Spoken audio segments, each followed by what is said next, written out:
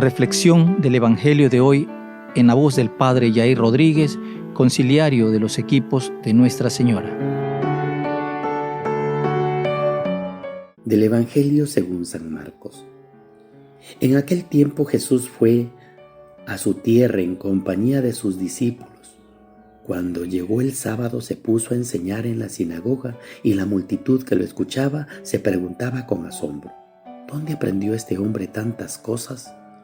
¿De dónde le viene esa sabiduría y ese poder para hacer milagros? ¿Qué no es este el carpintero, el hijo de María, el hermano de Santiago, José, Judas y Simón? ¿No viven aquí entre nosotros sus hermanas? Y estaban desconcertados. Pero Jesús les dijo: todos honran a un profeta menos los de su tierra, sus parientes y los de su casa. Y no pudo hacer allí ningún milagro, solo curó a algunos enfermos imponiéndole las manos, y estaba extrañado de la incredulidad de aquella gente. Luego se fue a enseñar en los pueblos vecinos. Palabra del Señor. Gloria a ti, Señor Jesús.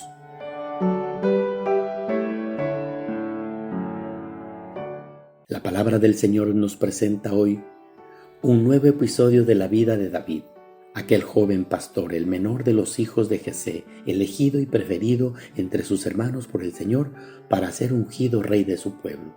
David, después de los muchos avatares a lo largo de su vida, fue prosperando. El Señor lo bendijo, lo libró de sus enemigos, lo llenó de riqueza, poder y fuerza.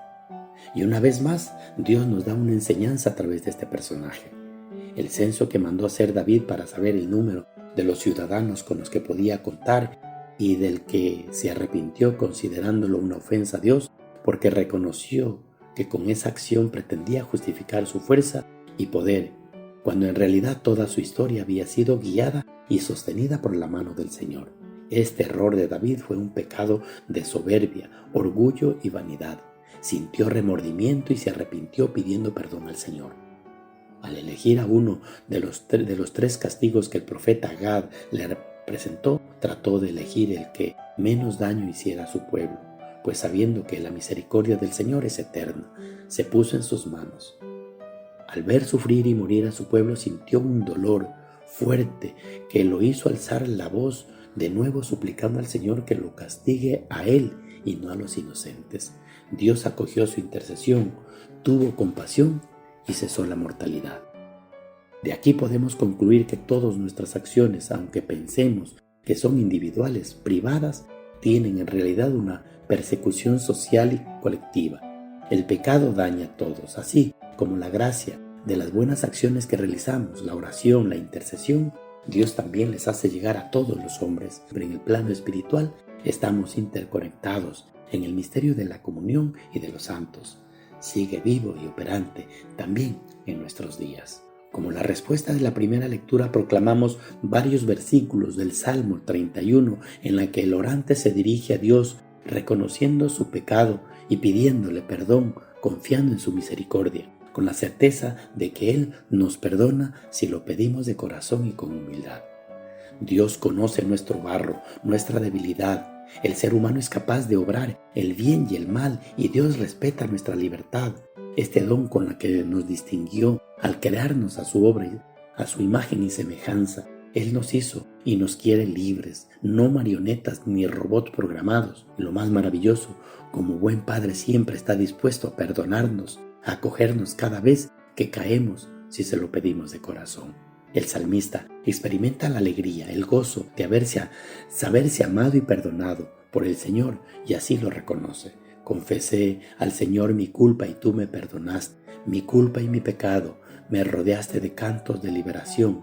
Dichoso el que está absuelto de su culpa, a quien le han sepultado sus pecados. Ya en el pasaje del Evangelio de hoy, Marcos nos narra brevemente la visita de Jesús que hizo en Nazaret en compañía de sus discípulos.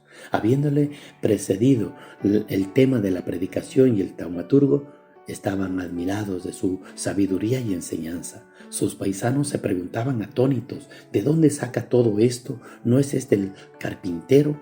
¿Qué sabiduría es esa que se le ha sido dada? Pero si lo conocemos desde niño, Su familia vive con nosotros. Según el evangelista Lucas, Mateo no. En esta ocasión, el sábado en la sinagoga, Jesús leyó el texto del profeta Isaías, que proclama la misión del Mesías. El Espíritu del Señor está sobre mí, porque me ha ungido para anunciar a los pobres la buena noticia, que ha enviado a proclamar la liberación a los cautivos y la vista a los ciegos, para dar libertad a los oprimidos y proclamar el año de gracia del Señor. Y se escandalizaron de él cuando afirmó: hoy se cumple esta escritura que acaban de oír. Jesús, por su parte, se admiraban de su falta de fe. Qué difícil nos resulta reconocer el modo de obrar de Dios que quiere acompañarnos, enseñarnos desde la cercanía, desde la simplicidad, la sencillez. No nos cabe que Dios se haya hecho pequeño, cercano, hombre, para mostrarnos su amor infinito y misericordioso. Por la falta de fe de sus paisanos, no pudo hacer en Nazaret casi ningún milagro, solo curó a algunos enfermos. Y nosotros reconocemos la presencia de Dios en nuestro mundo, en nuestras vidas, cuando nos habla a través de las Escrituras o valiéndose de personas humildes y sencillas. Los santos de la puerta de al lado, que los llama el Papa Francisco, y los acontecimientos de la vida diaria. Afinemos el oído y agudicemos la vista, que es lo más importante que debemos hacer, pero reconocer la presencia de Dios en nuestras vidas sería lo más indispensable. Gloria al Padre, al Hijo y al Espíritu Santo, como era en el principio, ahora y siempre, por los siglos de los siglos. Amén.